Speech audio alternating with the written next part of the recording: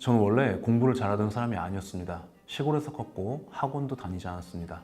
그리고 특히 컴퓨터 게임을 워낙 좋아해서 하루 종일 컴퓨터 게임만 했습니다. 그러다가 어느 날 현타가 와서 공부를 하기로 결심을 했는데, 공부를 하려고 보니까 나에게 주어진 시간은 얼마 남지 않았는데 공부를 해야 될 것들은 많다는 사실이 발견된 거죠. 그래서 저는 공부 시간을 가장 효율적으로 사용할 수 있는 방법을 찾아야만 했고, 그래서 찾게 된 것이 쿼터 공부법입니다.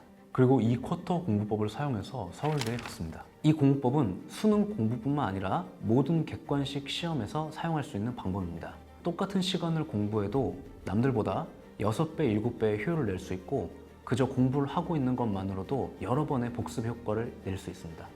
그리고 정말 좋은 게 뭐냐면, 시험이 임박했을 때 공부 시간이 얼마 남지 않았어도 벼락치기가 가능합니다. 쿼터란 4등분을 말합니다. 기출문제집을 4등분하는 거예요. 그런데 단순하게 4등분을 하는 것이 아니라 순환별로 전략이 있어요. 보통 홀수나 짝수로 기출문제집을 나눠서 공부하는 경우는 많거든요. 그런데 기출문제집을 1번, 5번, 9번으로 나눠서 공부하는 경우는 저는 본 적이 없습니다. 이 방법을 사용하면 기출문제집을 10일 만에 끝낼 수 있습니다. 남들 한 달 내내 공부하는 기출문제집을 나는 10일 만에 끝낼 수 있는 거죠. 이 방법이 정말 좋은 이유는 성취감이에요. 한 달, 두 달 공부하고 끝내는 시험이 아니라 1년, 2년 공부해야 되는 시험에서는 저는 성취감이 정말 중요하다고 생각하거든요. 내가 공부는 하고 있는데 전체적인 틀이 잡히지 않는다는 느낌이 들기 시작하면 내가 이번에 시험에 합격할 수 있을까? 라는 생각이 들면서 효율성은 더욱 떨어지기 시작합니다. 우리가 크게 노력을 하지 않아도 성취감을 얻을 수 있는 것은 어떤 것이 있을까요? 게임이 대표적이죠. 게임을 하는데 노력을 하고 애를 쓰며 공부하는 경우는 없거든요. 왜 그럴까요? 단기간에 보상이 주어지기 때문입니다. 우리에게 계속해서 도파민이 분비가 되기 때문입니다. 반면에 시험 공부는 단기간에 보상이 주어지는 시스템이 아니죠. 장기간 노력을 해야 하는 시스템이기 때문에 단기간에 우리 스스로에게 보상을 주는 것이 굉장히 중요합니다. 그러면 공부를 할 때 단기간에 보상을 주면서도 도파민을 분비하게 할 수는 없을까요?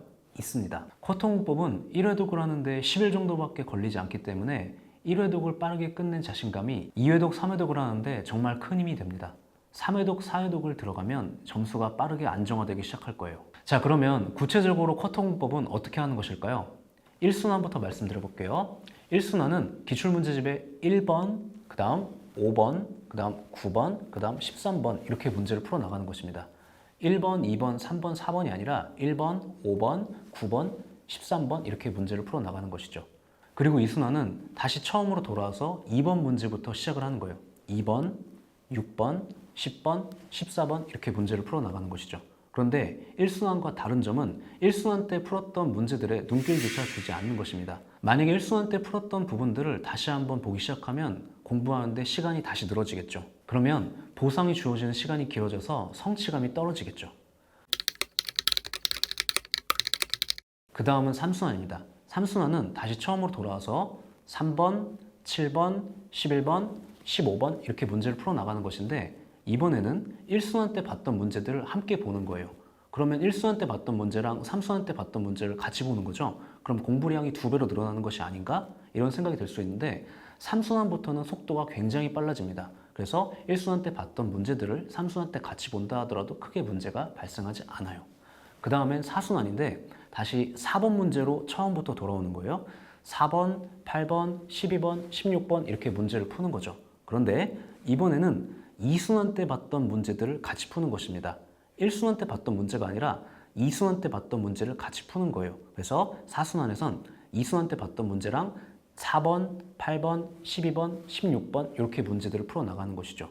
그리고 이렇게 되면 좋은 점이 뭐냐면 10일 전에 3순환에서 문제들을 절반을 보았잖아요. 그래서 나머지 절반을 10일 만에 다시 볼 수 있게 되기 때문에 기출문제집 전체를 조망할 수 있는 눈을 기를 수 있게 됩니다. 쿼터 공부법이 1순환, 2순환 때는 좀 힘들 수 있습니다. 1순환, 2순환 때는 봐도 무슨 말인지 모르고 이해가 안 되는 경우들이 많죠. 그래서 힘들 수가 있어요. 그래서 많은 수험생들이 단원별로 공부하는 것을 좋아합니다. 단원별로 공부하면 공부하기가 쉬워요. 왜냐하면 방금 전에 1번 문제에서 봤던 문제를 2번 문제에서 또 보게 되니까 공부하기가 쉬운 거죠. 그래서 많은 수험생들이 이 방법을 택하려고 합니다. 그런데 문제는 공부할 때는 편한데 이 공부법이 한두 문제 차이로 수험생들을 계속해서 시험에 떨어지게 만듭니다. 시험에 떨어지는 사람들은 계속해서 한두 문제 차이로 떨어져요. 명심하셔야 됩니다. 하나의 팁을 더 드리자면 형광펜을 사용하는 것입니다. 쿼터 공부법을 사용할 때 1순환 때 풀었던 문제가 뭔지, 2순환 때 풀었던 문제가 뭔지 생각을 하셔야 하는데 이것들을 분간하기가 어려울 수가 있어요. 그래서 형광펜을 4가지 색깔을 사용해서 형광펜으로 문제에 색칠을 하는 것입니다. 그래서 저는 형광펜 4개를 가지고 다니면서 각 순환마다 내가 풀었던 문제가 무엇인지 표시를 했습니다. 쿼터 공부법이 가장 효과적인 수험생은 이런 경우들입니다. 첫 번째, 기존에 공부를 하다가 그만두고 다시 돌아와서 공부를 하려고 하는 경우, 이 경우가 첫 번째이고요.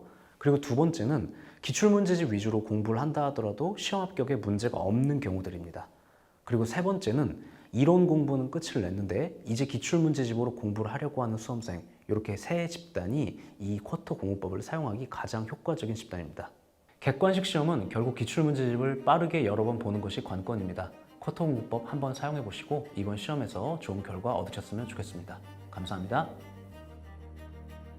오늘 내용이 도움이 되셨다면 구독과 좋아요 부탁드립니다.